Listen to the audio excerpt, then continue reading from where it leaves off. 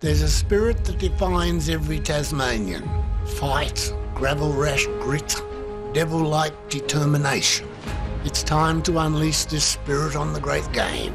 Without our boots on hallowed grounds, the AFL will never be complete, nor will we. Hello and welcome to another episode of The Believers, where we celebrate the great characters, the identities that have helped forge Tasmania's storied football history.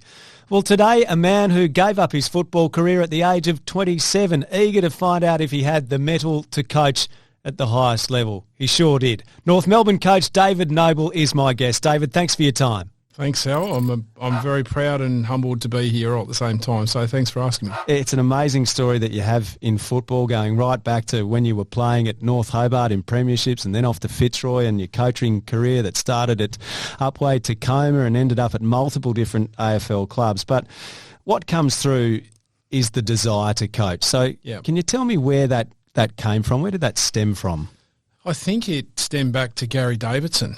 Really, I got my first chance with Daryl Sutton, made my debut with Daryl back then, but when Davo came, he bought, I don't know if modern's the right word, but he bought a player engagement philosophy, came back from Melbourne after he'd been at Richmond and really engaged the players as to how he wanted their opinions and how he, I guess, included us in some of the decision-making. So, yeah, I love the way that he went about it. I thought he was, looking back now, he was way ahead of his time in what he bought. And at the end of the first year that he was with us, I sat down and did a review of every player and actually went to his house and said, I've done a review with this. And he said, okay, so who would you keep? I said, well, I'd keep him, and him. And he said, well, who'd you get rid of? I said, I'd get rid of those. And that was sort of my first introduction. So thinking back then, that was my introduction, but he was very open to that conversation. Made me a vice captain, and the previous year I played under Davo in a state game, and then he became our club coach. So, I guess I'd built that connection with Davo through the state side, and he gave me an opportunity. Even when I'd broken my hand, he picked me in the team after a couple of weeks, and so that's probably where it's thinking back, that's where it stemmed from. So he saw some potential in you, but how do you arrive at a position where you're prepared to go to a guy who's played for Geelong and Richmond, and you're only, in your third year of state league footy, or not even third year of state league? It only came in 86. I think you started at North Hobart in 85. So was it in your upbringing that you had that leadership quality? Where do you think that, I guess, that desire to help people improve or to play a key role in decision-making came from? Yeah, I was a pretty driven, individual. Demanded high standards of myself, in my training, and probably of my teammates. When I was particularly at school, went to St Virgil's, and was a prefect. At school, you don't go searching for those things, but I guess people saw those qualities in you. And I think from there it was not only driving the standards of what you wanted to, but how could you help people to get to those standards? That was probably the thing that's been in my nature, I think, all the way through. How can you help people become better? And that's what I love doing. We'll go right back to where it all began and talk a lot about your football and your progression through the ranks, assistant coaching roles onto North Melbourne. But let's go to where you are now. So you're entering your second season as the senior coach at the North Melbourne Football Club. This is a team that is on the build. You've got some good young planks in place, but it could be a few years before you're challenging for premierships again. How's the experience been for you? I've said it a few times, I still get up every third or fourth, probably once a week, and just think, wow, it's actually happened. I'm still so grateful that North have chosen me to be, a coach to lead our great club going forward. I've loved it. I've loved every day. Haven't had a day, probably in football really, where you get up and go, oh, I don't really want to go to work. The players are so engaged. It's a fantastic club. We've got a great culture. It's a place that I love going to work, and I've just enjoyed it so much. David, one of the things I'd asked you to do was if you had something distinctly Tasmanian, some special item that you could bring in that meant something to you and had a connection to Tassie football? Were you able to find something? I did, Al. I couldn't bring it live with me, but Sarah's gratefully sent down a photo of my first premiership jumper with North, which has got my dad's number on the back, number 6. So John Wackenoble played in the back pocket, represented the state. So, yeah, there you go. It's got the old logos on the front. The old Cascade logo, the Schweppes logo.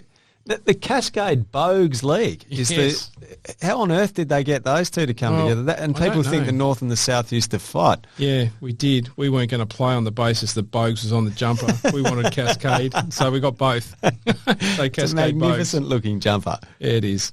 The old fella wore number 6. He played with Huey Greenwood's granddad, Peter Marquis. Peter Marquis, Trunky Marquis. Trunky. So we had that connection. So he and Trunky, Mum and Dad and Trunky, I can't remember Hugh's nan's name, apologies Hugh, but yeah, they used to hang out together. So brilliant. Yeah, so Dad wore number 6 and I wore 6 that year. The year before, I think that was 89 jumper, and then the 87 jumper I had to wear number 10 because my brother pulled rank. Butch. I was going to ask you about that. So how did you get number 6? Yeah, he handed it down to me, so I had to wait a couple of years till he went to Swan Districts.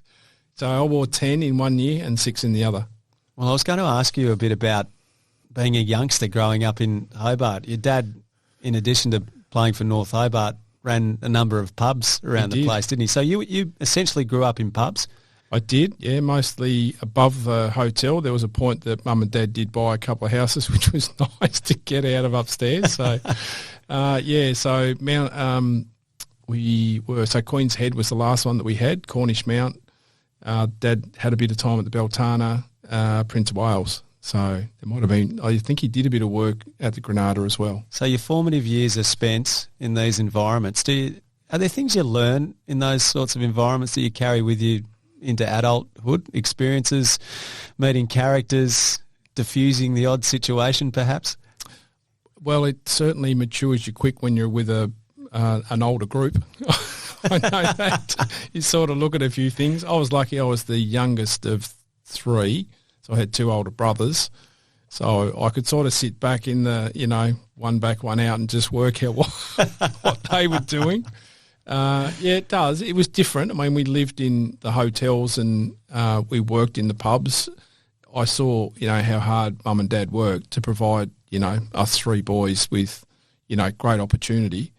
So, yeah, I guess that is built in. You get to appreciate what hard work can do for your family. But, yeah, I wouldn't change a thing. I remember at the Cornish Mount, there used to be a rivulet on the side. There was a service station over the road. Back then, Sundays, nothing was open. Over the road we'd go, kick in the service station, ball on the roof, round the back, scale the downpipe and on the roof. So, yeah, they were fun days. Weekends, Saturdays were spent at the footy watching your dad, were they? I didn't get to see Dad play, but when my junior days after playing either school or of a morning with North, Dad was commentating back then. So Dad commentated the footy, so I'd go and wander around the rooms and catch up with all the locals, and then, Dad would be in the commentary box and I'd be up trying to get some money to go and get a pint of Coke or leave me alone. The old Savs at North Hobart in the big copper pot. They're still good to this day, I hear. One of the icons. So who was he commentating for? Channel 6. And they were the match of the day telecasts in the old TFL. Yep. What do you remember about those times going into the rooms? Were there players that you idolised? Did you have favourite North Hobart players growing up as a kid? Did you? Don McLeod. He was probably one of my idols, and I'm just trying to think of his first name. Bone, played fullback. I don't think it was John Bone, but I remember going there and sitting behind or standing behind him, and he'd kick drop kicks out of fullback, and you could just hear this ball coming kapow straight out the back. So, yeah, they were sort of the days where you just used to love going and see those older guys play. Do you remember making the transition into senior footy at North Hobart yourself? What was that like and how old were you? I do. I was in my last year at school. I'd been down doing pre-season. Daryl had been appointed, Daryl Sutton, old shin boner. and went down there to sort of train and just trying to find my feet. Bit of an agitator I was as a young guy trying to break in, and I thought that, you know, I could probably play. Not many other people probably did. And I remember we had a scratchy down, now where were we? Gilston Bay. We used to train down there. And Daryl said, he said, well, you can play on me. So I ended up just tagging him and annoying the crapper out of him. And so the transition had gone from doing a pre-season now in my first game, and I got my first gig. Dad came in and said that Daryl was going to pick me, or Daryl had spoken to Mum and Dad and said, yep, we're going to play him. And I was, you know, pretty skinny and lean and very green, and made my debut against Hobart at North Hobart. Daryl was a full forward, and the first one was first centre bounce. I'll never forget it. So Scott Brearley was standing next to Scotty Wade. Apologies, Wadey. That's not a fun day for anyone, I don't think. And gave him a backhanded like you wouldn't believe, knocked Scotty Brearley out. And I'm 17 and I'm just going, oh, my God, like what the hell? I looked across to my left. Daryl had taken off like a shot out of a cannon, and I thought, I better come in. There was a ball up, and poor old Scotty Brearley's laying on the ground, and Snipe went into the contest and got out, and Daryl just kept coming and absolutely just went straight through him. That was my first introduction. That was the first 30 seconds. I'm just going, holy shit. This is senior footy. This is serious, yeah. So, yeah, it was an eye-opener, to say the least.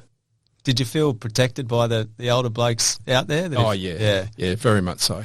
Yeah, they were awesome. Billy Lyons and those guys, like they were as tough as 10 men, and yeah, anyone went near you, they were ripping them off left, right, and centre. And my brother was playing, so Butch was there. He was always the protector. So it's an interesting period in Tassie footy because you have the transitioned into a state league. You debut in 85, 86, it goes to a semi-state league, yep. So the northern teams and the southern teams, and then 87 is when the Northwest Coast teams come in as well, with Burnie Hawks and Devonport coming into the competition as well. 87 though, Gary Davidson, as you mentioned earlier, takes over the coaching reins, and from memory there was no gym at North Hobart, no weights, anything like that. It was bring the house bricks along to training. Was that one of his methods? It certainly was, and I took it with me out that way, took the bricks out there, and a few of the boys will remember there's a couple of guys that came with those foam ones.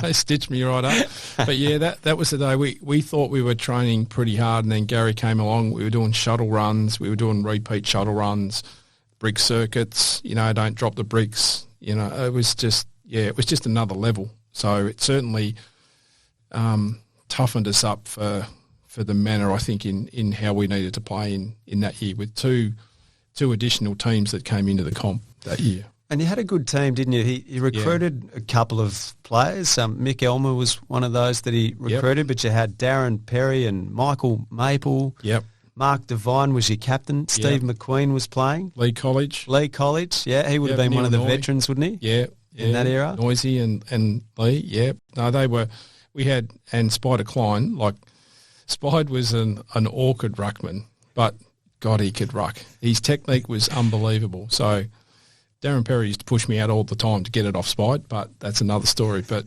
yeah, we had a really good, Mick was just explosive. You know, Mick was in the dusty category. Like, he'd have a bloke on his left or his right shoulder and he could just power away. So, we had a really good mix with that, and some great guys on the outside. And 87 and 89, huge crowds at North Hobart Oval for those grand finals, literally capacity. And I think, was it 87 or 89 the year that there'd been an arson attack on the Letitia Street grandstand, so that wasn't even in use, reducing the capacity further, but there were 17,000 people. It was jam-packed and noisy as all get out, you know, with those tiered standing areas, you know, off to the side. Wright Street stand was chock-a-block.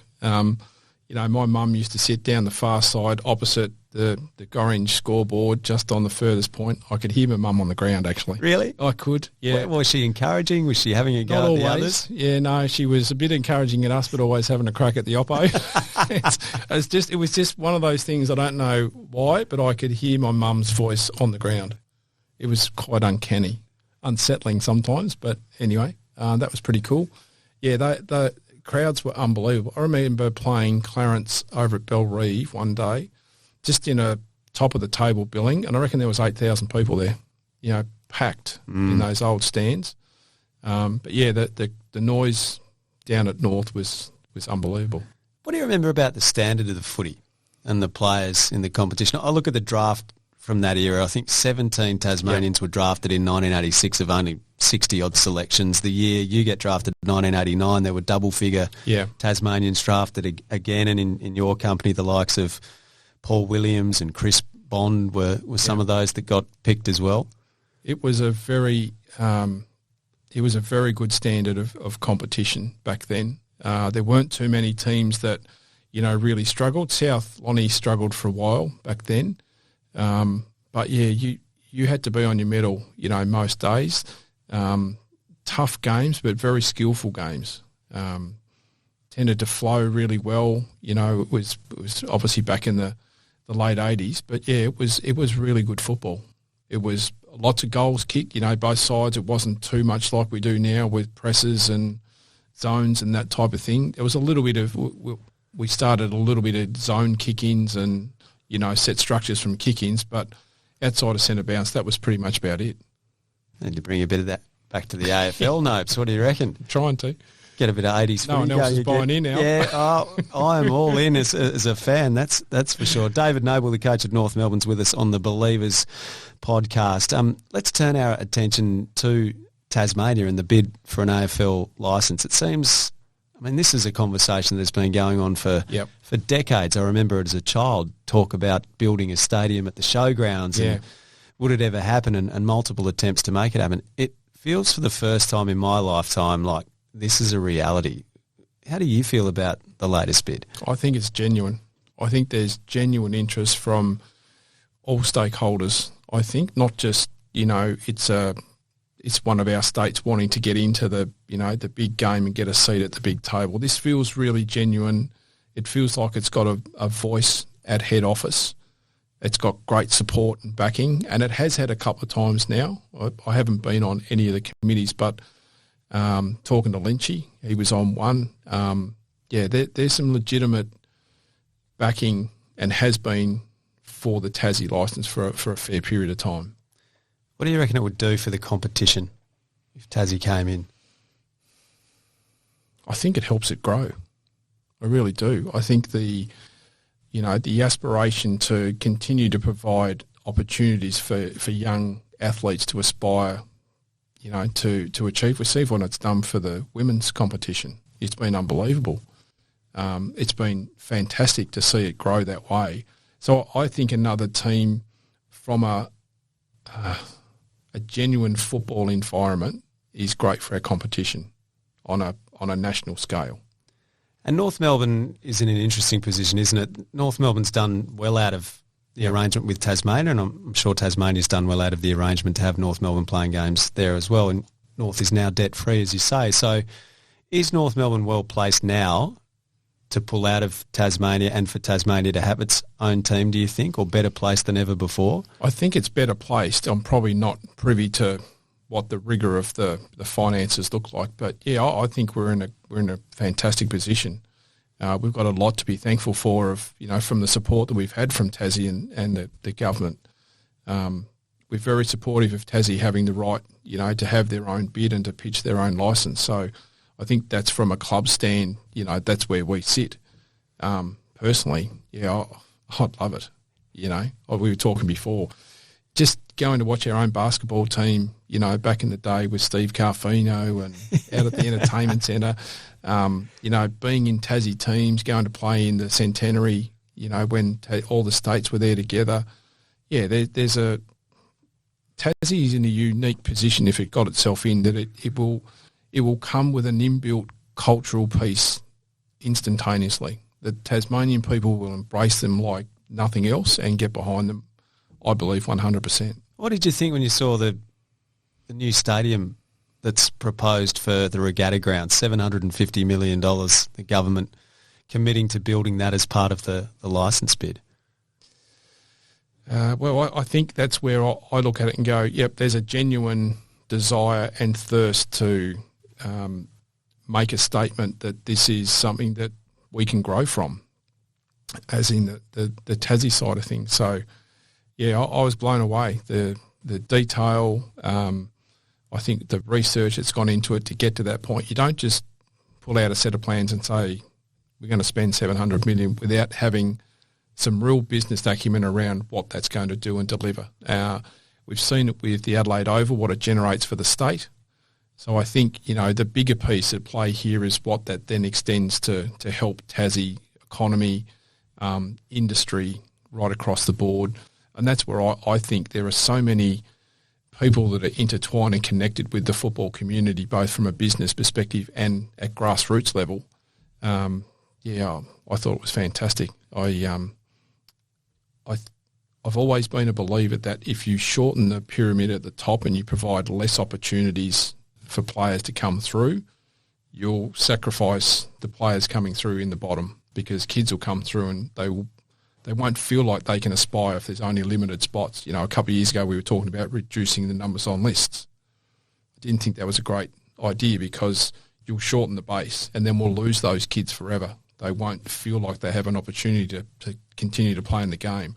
That's why I think having a team coming out of Tassie will help us grow more talent. And you can see in Tasmania that in key age groups, we talk about how strong football was when you were coming through in your late teens playing with North Hobart. It's not what it used to be anymore. No. Do you feel as though a Tasmanian team could help to strengthen grassroots football by providing that degree of aspiration that people can actually, youngsters can see, girls and boys now as well, see that there's a pathway to something bigger? Absolutely. Yeah, for sure. I don't think it's too late that's not able to be recaptured and restarted. It's probably just gone a bit dormant and it needs a really good, jolt to get it going again. Yeah, it's going to be some hard work. There's lots more competition, for young athletes coming forward now than ever before. We experienced that in Queensland a couple of years ago. You've got surf, you've got sun, you've got all sort of different sports. They have a winter cricket competition. They play on turf pitches. So there's way more avenues for young talents to explore.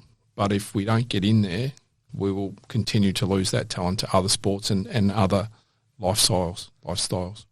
North Melbourne coach David Noble, a great Tasmanian, is with me on the Believers podcast. And David, we need to talk about your coaching career, because we could be here pretty much all day, I reckon, talking about where you've coached and all of those things. But before we get to that, obviously there was the AFL dream before you got to senior coaching, initially with Upwey Tacoma and then onto the AFL scene as well. But you were an AFL listed player and you played a couple of games for Fitzroy in 1991.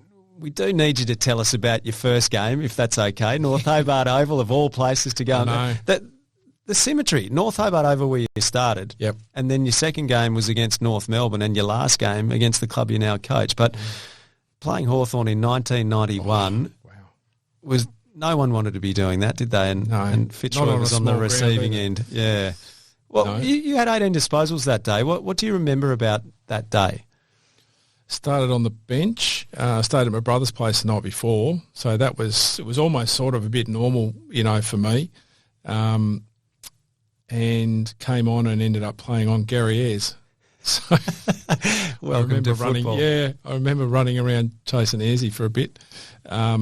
I just remember the speed and the execution that the ball, like back then, it just felt like it was just on steroids. It was just going, and they were unbelievable. They were just ruthless, to the point that, even a fumble or an error, missed handball, not given handball, like they were tough on each other. They were so ruthless on each other. It's no wonder that they were such a great team over that extended period of time. I do remember coming back to the centre bounce and Matty Rendell was in there, and he said, we can't let them get one more goal because they'll kick the record. And we're sort of going, how the hell do you know that? He was in the team that kicked the record. And we're going, yeah, we're not going too well. So it's a great experience to have my family there on your debut, as it is for all the kids out there that play. So, yeah, it was surreal. It was fast. But, yeah, loved it. And your coach was a Tasmanian too. He was. Wasn't he? He'd had a much more memorable experience a year earlier at North Hobart in 1990 when he coached Tassie at Knockoff Victoria. But yeah. So Robert Shaw was your coach in the 2 games you played at Fitzroy. Yep. How did you find him? What was that relationship like? Challenging, I'd say, if I'm being honest. I felt that I was we all think we probably should have got more games from that side of things. But, yeah, I went to Shorey with a few things that I thought I could adjust in my game at the end of a period of time, and I felt with the responses that my time there was a bit limited, and, made the decision that I actually rang the club and asked them to delist me. I was going to move on. So Gary Buckenara at that point in time went to Sydney, and he rang me and said he thought I could, play up there and would find a spot for me. I didn't know the rules back then and didn't nominate for the draft and missed. So you were going to Sydney. Yep. Had you nominated for the draft, you would have got to Sydney. Yeah, pretty sure that's where I would have gone. And they didn't know the rules either? Oh, look, I was probably one of those ones that was going to get picked probably late. I didn't have a manager at the time. The draft had only come in a couple of years ago. You had to fill in the form, and Arthur Wilson, who passed away recently, rang and made sure that I had, my nomination in and all that sort of stuff. So he had organised that. But, yeah, no, I spoke to Buck and he wanted me to go to Sydney. I'd spoken to A&P at the time and said, could I get a transfer, and, yeah, stuffed it up. And what happened on draft day? Did you realise before? I can imagine. Well, I'm sitting there going, Sydney haven't picked me. I'm going, what's going on here? Anyway, and so then Buck rang and said, he didn't nominate. And I went, I didn't know I had to. It was too late then. I couldn't do anything. So, yeah, so then I went to Paran, played with BT for 12 months, and then went into coaching. So I could have been up at Sydney playing with Roosie. So, wow, just the way your life can change. Sliding doors. Do you think about that a bit? Do you reflect upon that Sydney Swans moment occasionally and wonder what might have been? Occasionally, yeah, not very often. Probably not as much in the last, probably 10 years, because I'd made that decision after coaching to sort of move into admin. But yeah, you before that you probably think, crikey, wonder how many games I might have got there, or what that would have looked like going forward. So, how did a year at Paran with BT prepare you for coaching? Well, that was different. The VFA back then, VFA, it was different. Had a lot of Sunday games, which I didn't like, because then you're back up to work the next day and your weekend was shot. No, I got on really well with BT. I thought he had some really good training. He was still playing. He was just at the end. Probably shouldn't have played. Like, his body was, poor bugger, was pooped back then. But he wanted to sort of, lead us. We played in the final. I learned a lot. I thought he structured up his training really well from that side of things. And then an old colleague from Fitzroy, Ian Finlay, rang me at the end of that year and said, do you want to think about coaching? I thought, a bit young to get into coaching. But he said, I've got a great little club that I'm involved with, and went from there. So you go to Upwey Tacoma. Where exactly, for our listeners, is Upwey Tacoma, and what's it like? It's out Belgrave Way, just near Ferntree Gully. What's it like? I see that as my club. It's just, I was out there last week talking to a few of the mature group that were there when I was there. Great bunch of guys, caught up with a few before Christmas. So we've stayed connected for such a long period of time, and a lot of similarities with Upwey and North.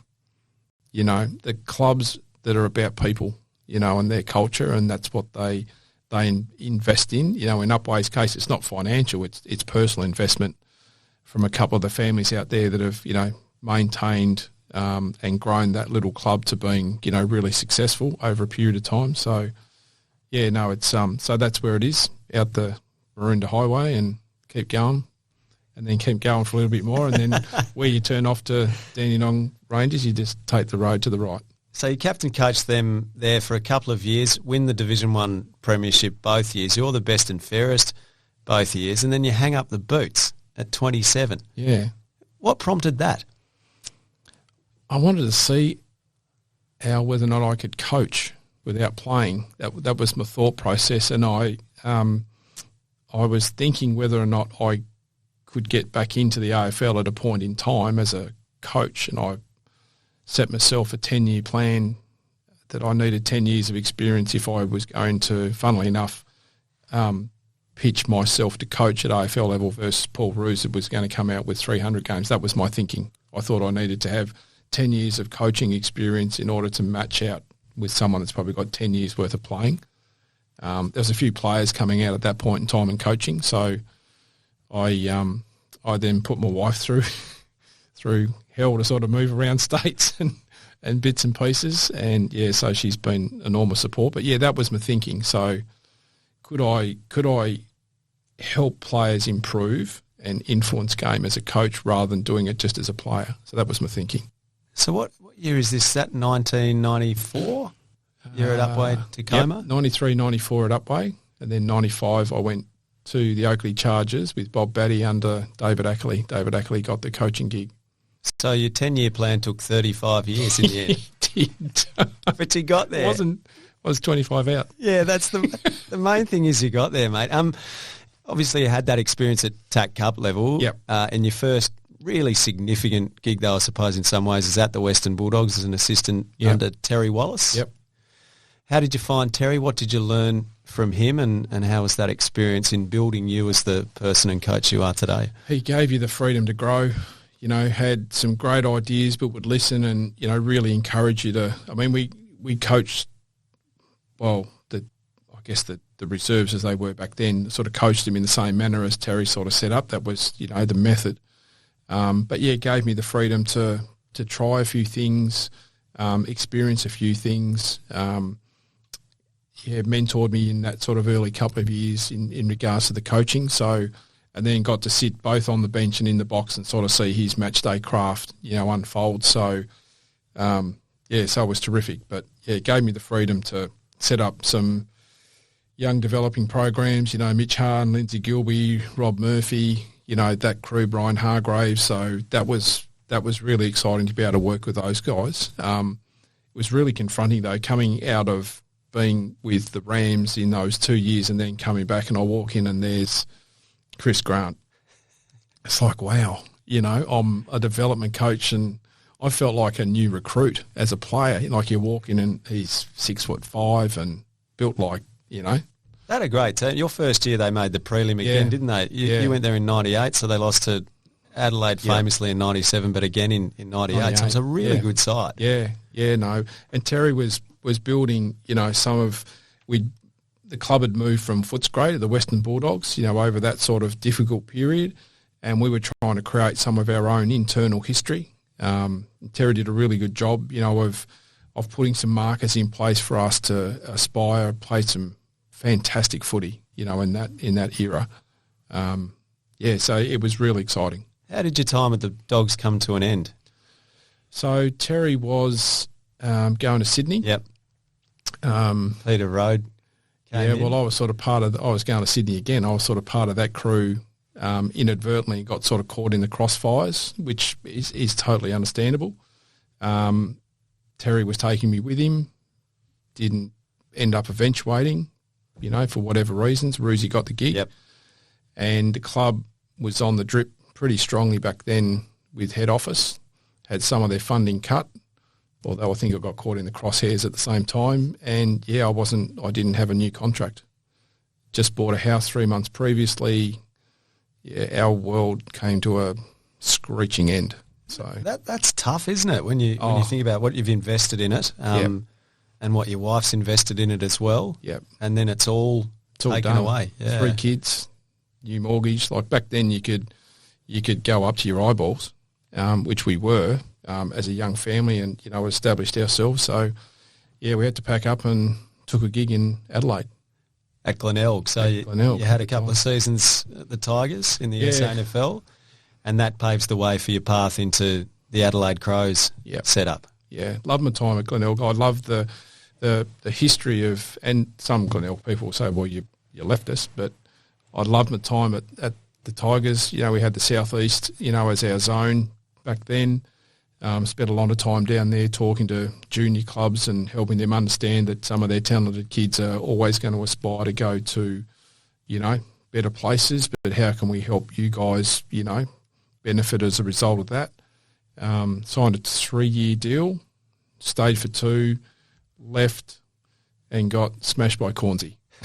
That's a badge of honour, isn't it? Well, and Graham's been a great support. Like he's, you know, in my coaching journey, you know, along the way, even over the last sort of 12 months, he's reached out a couple of times. So I've got a really good relationship with Graham. But yeah, I had a full page. He gave it to me good and proper.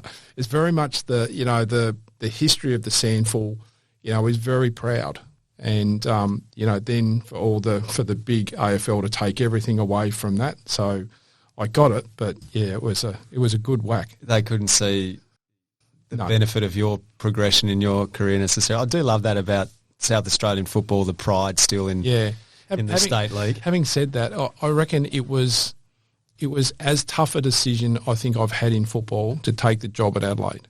As a family, we had been burnt so bad with having to leave the Bulldogs under those circumstances. We'd lost everything, had to sell our house and move into state.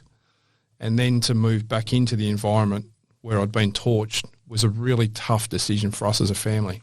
Yeah, you're vulnerable in that environment, aren't you? And I knocked it back a couple of times. I was just like, I don't think I can do this and put my family back through this. Let's just get our feet back on the ground and move ourselves forward. In the end, the main reason to do it was not to move back into the AFL. It was purely financial for us. Yep. It was just financial. And I tried to explain that to Graham at the time. But that being said, that was one of our hardest decisions. Wow, yeah. I can imagine how challenging that would have been on the home front, given what had occurred before. It was. David Noble's with me, the North Melbourne coach. We're going through his storied coaching career, his extensive coaching career. So you arrive at Adelaide. You end up doing all range of different roles at the Adelaide Crows. Yep. Take me through the list of roles you've held at that football club. So I did the forwards, did the midfield, then went back to the forwards, list manager, general manager of strategy and lists, I think, at that point in time, head of footy. And then in between times there with stuff with the Kurt Tippett stuff, Chappie was acting CEO and I was sort of tucked in there behind him operationally. So, yeah, had a good stretch there. You get a pretty good look at a few interesting scenarios in your time there, don't you? You do, absolutely. Yeah, no, it was a terrific club. Again, you know, another club with high standards, really high expectations, which was great. And and met some wonderful people involved with some of the pure greats of the club and the competition. You know, Andrew McLeod's and Mark Rasciuto, you know, Goody, Tyson Edwards, you know, Brett Burton. Like there were some fantastic players back then. And then obviously the Phil Walsh story is an absolute tragedy that rocks the football club and it blindsides everyone, doesn't it? Do you remember where you were when you received the information? I was in bed. I had a phone call from the CEO at 4 o'clock, I think it was 4:01 or 4:02. I ignored it. I'm thinking, surely not. Like, it must have misdialed me. Rang again, got out of bed, went into the lounge room, and he said, I've got some, you know, pretty sad news. And just, my wife came out, Sarah came out, and I was standing there, and she said, your mouth was open, you were holding the phone, and there was nothing coming out. And, he'd said that Phil had passed away and been a tragic circumstance with his son, and, well, that's what they felt at the time, and you need to get in here pretty quick. Had you ever received news or faced a challenge in your life like that before? No, never. And, you know, I got in the shower, I thought, well, I didn't know what to think. I didn't know what to do. I didn't know whether to put some clothes on and go. And I thought, I'm probably going to be there for a long time, so I'll jump in the shower, put my normal workday wear on, and I'm driving in the car and I'm just thinking this can't possibly have happened. Just, you just lost for words. Nothing. No, I don't think anything could have prepared you for it. How long lasting was the impact, do you think, of that on the club and the playing group? A couple of years, I think, because there's so many firsts that you experience even after the first year. So there's a whole range of firsts that you go through for a couple of years. The first game that we played without him, the first pre-season, the following year when he's not there, at what point do you take down some of the signs that Walshy, brought in? There's all those things that as you start to retool, even after the end of the first year, that you continue to experience, and it just, brings back constant memories over that period of time. So it's a matter of maintaining the legacy, but not having the presence everywhere so that it stirs up too much emotion in a way. It was, and that was a difficult one as to how we managed that with the players, because as you do, you tend to have different relationships and deeper with some than others. That's just how you differently connect at different times. And so at what point do we, give Campo a bit of freedom, or when Pikey came in, now we need to give, Pikey some clean airspace when he sort of came in and took the gig after that. So, they were difficult, challenging periods along the way as to how to manage your way through that, which we had. There's no instruction manual or there's no right or wrong way. Yeah, what an experience to live through, and memories from that obviously would be things about it that you still think about now. To have to deal with that is an extremely full-on thing in the world of football, because it was a bit happen. No, and the quirky thing the year before we appointed Walshy. Walshy was the speaker at Dean Bailey's funeral, and they were good mates. And Walshy got up and delivered one of the best speeches I've ever heard. No notes. He was just so well prepared, so emotional, so raw. And then to have him as the club coach, and then to lose him, was that knowledge that he had was so sad to lose both of those people at that point in time. Dean was a great support for Sando at the time, and then became unwell, and he was, caught up in the Melbourne saga. So we'd had a couple of pretty significant losses at the club over that period of time. Yeah, so obviously difficult times at Adelaide. Let's move on to Brisbane. Yep. And you come together with a guy that you'd played a few games of TFL football against. He would have been playing at Devonport in those days, Chris Fagan, wouldn't he? He was just towards the end, and I was sort of not quite at the start, but not far off the start. And I think we only crossed swords a couple of times. But I used to watch Fags a bit as I was coming through with the juniors. I remember when he was playing at the Bay, down at Sandy Bay. He used to go and sit on the hedge behind the goals and watch him. So we only played a couple of times, and then we coached against each other in the TAC Cup. He had the Tassie Mariners, I had the Rams. He coached Melbourne Reserves, I coached Bulldogs Reserves. We played against each other in finals. And, we got a chance. And I'd spoken to Fags a lot when he was both at Melbourne and at Hawthorn. We'd helped each other out on a few things from a GM's perspective, and we'd, cross paths and not catch up regularly, but we knew enough to sort of pick up the phone and speak to each other. So, so when I got to Brizzy, I thought he would be, a great teacher. I thought he'd be one that we would put in the mix, and he nailed it. Absolutely nailed it. Yeah, I mean, what an appointment. Yeah. And we wait and see what they can achieve this year, but it seems like they've got the right person in charge. Do you feel like you share some qualities with Fags? Are you similar in the way you go about things? You too? That, having spoken to both of you, I get that sense. Yeah, very similar values, I think, very similar ways we think about the game. He really, I think that experience with Fags in that 4 years really rounded me off, I think from a coaching perspective, not that I was looking for it, but, I took a lot away from, the way and the manner he approached, particularly the early phases, and how hard, he sort of worked in maintaining that energy, maintaining, the focus on where we're going, even at the expense of, and we quite often talk about it, even if I'm not the coach, going forward that, achieves the ultimate success. I think we've both got that nature in us that you just want to leave the place in a better spot than when you found it and make sure you help as many people as you can along the way. And so you're the head of football at Brisbane. Yep.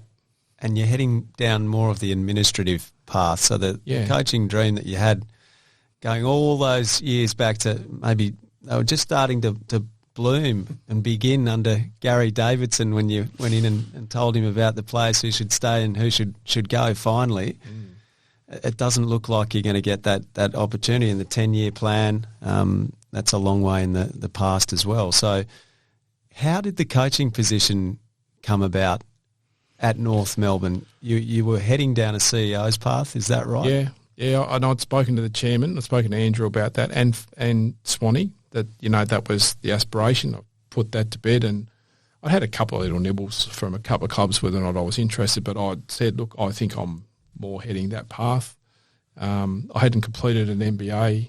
I got most of it done. And Lynchy rang me. Al rang me and said, you might be getting a phone call. And I said, oh, righto. He said, Roosie wants to speak to you. And I said, oh, okay, what about? He said, he wants to speak to you about the North role. Would you be interested? He said, because he doesn't want to ring you if you're not going to be interested. So I said, give me 24 hours to think about it. So I went home, had a chat to Sarah, and I said, look, what do you think? Can't hurt to have a conversation. He rang, he was pretty insistent that I, be in the mix. And, he gave me a couple of days just to get my head around as much as you could in that period of time to see whether or not I would actually be a candidate and apply for the role. Shocked me. What was the presentation phase like? Tough. I hadn't been in that space for a while. But did you know it though? You would have been on the other end of the table a few times, wouldn't you? Yeah. What I'd interviewed, I was part of the panel for Walshy, I was part of the panel for Pikey, I was part of the panel for Fags. So I'd put all that together as to how, and laid out the interview process and the practical application that we sort of had. So, yeah, you're right. I had an idea of maybe what to present, how to present it, but, God love him, Fags said to me, whatever you need to have a hand with and, if you need to have a look at my prezzo again, then feel free, and anything you need to bounce off me, just give us a ring. So, I rang him a couple of times and said, what about this? And is there any part of that presentation that you recall that you nailed, that you did really well, that you think might have helped you get the job? I think it was the connection, the similarities in the connection of my standards, aspiration, values and the club's culture piece. I think that connected really well. I've always been a believer that you've got to fit a club and the club's got to fit you. I think Fags, if you look at that goes hand in glove. Like Fags' way that he went about it, his manner fitted that young group so intricately as to where we were at that point in time. So that was what got me interested in that. I felt North was a good fit for me. I love the history. I love the spirit that the place stood for. Yes, Shinbona's talked about a lot, but it is real, it's genuine, it is passed on, and there's an expectation. It fitted. It just had a really good, comfortable feel. I'm a big one on gut. I'm believing in your gut, and my gut was saying this could be genuine. What's the next 10-year plan for David Noble?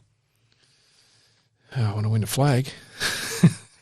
I've been close. I haven't won one yet. I've been in a few prelims and missed. So, the doggies, obviously coaching a flag, at any level is, so I've been lucky there that I've played in a couple. So I played in 4 and then I've coached 3. So, I'd love to bring a cup back to the club.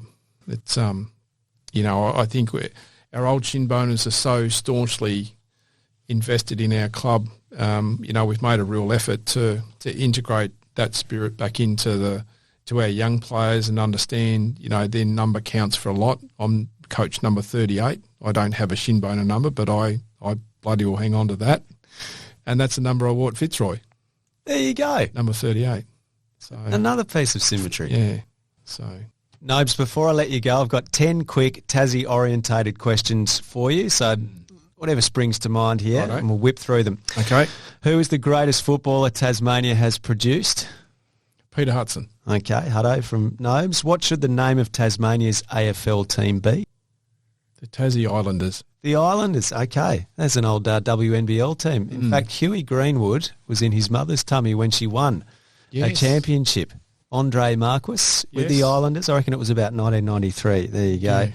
Yeah. What should the team colours be? I think this is a pretty simple answer, isn't it? Traditional. Yep, I'm with you there. Who should be the club's inaugural coach? Am I looking at him? 2028? I reckon there might be a battle on here. Bolts, Fagan, Noble. I like that battle. Who should be the inaugural president of the Tasmanian Islanders? Not sure. Okay. If he's not running the AFL by then, I reckon there's a bloke at Punt Road. It wouldn't be too bad. Who should the team play in its first AFL game? Who would be the nice matchup in the new stadium on the Hobart waterfront? Well, it could be Hawthorn. So there's a bit of a connection there. It could be us on the shin boners. The AFL would probably want the Pies because it draws a crowd. She'll be North. Okay, done. Shin bonus. They'll sell it out regardless, I reckon. Should the Tasmanian Football Club song be something new, so the Giants sort of a mould, or something traditional like North Melbourne's? I'm not a fan of the GWS song, so I'm probably going traditional, but maybe with a harker at the beginning. Oh. Some type of... Islander type. We had a school theme. one at St Virgil's, so something like that. Just to get a bit of fear into the opposition. Bumalaka, Bush Bin Bar. Something like that to get into the groove. I've been with you on everything up until then, Nobes. If Tasmania was to get free rein on one current AFL player, who should they select? Now, put your list manager's hat back on. Who's the player Tasmania should pick if they got free rein on anyone? Dusty. Yep. We'll have Dusty. Norton. Yeah, I like it. Big power forward. Yep. Contested grabs. Young. Maxi Gaunt. Good leader. Who should we have from North Melbourne? You can't have, but you may ask about.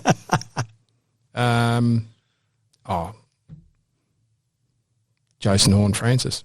There you go. I was going to say Ben Cunnington, but He will be in his absolute prime too when Tasmania comes into the competition. take him with me. Yes, like it. Just sign here, Mr. Noble. Where would you recommend a tourist visit in Tasmania? Where's a place not to be missed? Where would you recommend family or friends, if they hadn't been to Tassie, went and visited? The strawberry farms up the coast and the Nut. Like it, yeah. Get on the chair. Up around Elizabethtown, that kind of area, and then on to Stanley. On to Stanley. That's a good day trip. Get on the Nut, get on the lift, get some strawberries on the way home, and you'll probably find a vineyard or two on the way past.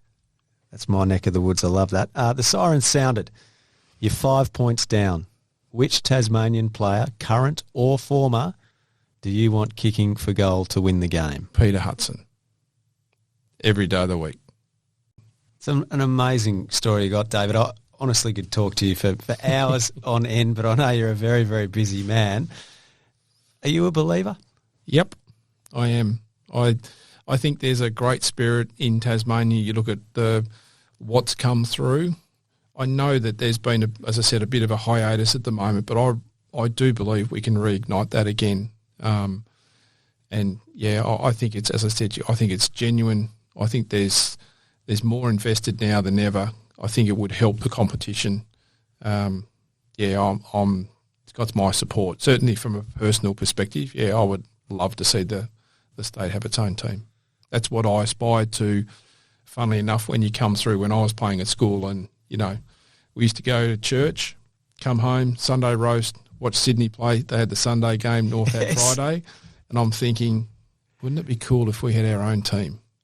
Like, that's what you thought about back then. Well, you had a 10-year plan that took a long, long time to materialise, so perhaps that's the same for the the AFL dream. Hope so. David, thanks so much for your time. Thanks for having me, Al. Loved it.